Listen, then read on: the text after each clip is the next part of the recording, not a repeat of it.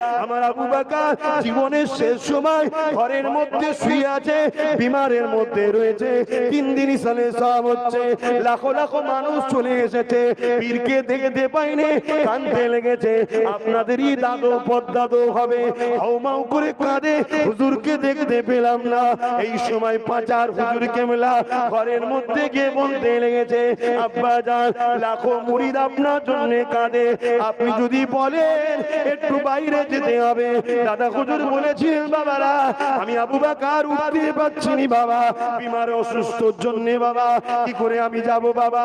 মুরিদরা বলে, ওই সময় ছেলেরা বলেছিলেন, হুজুর দরজাটাকে কেটে আপনি শুয়ে থাকবেন তক্তপোষের উপরে, ওই তক্তপোষটাই চাগিয়ে বাইরে বার করব। দাদা হুজুর বললেন, ঠিক বলেছো বাবা। ওই অবস্থায় বার করা হলো। দরবারে যখন বার করে, বিশাল চিৎকার দিয়ে লাখো মানুষের চোখের পানি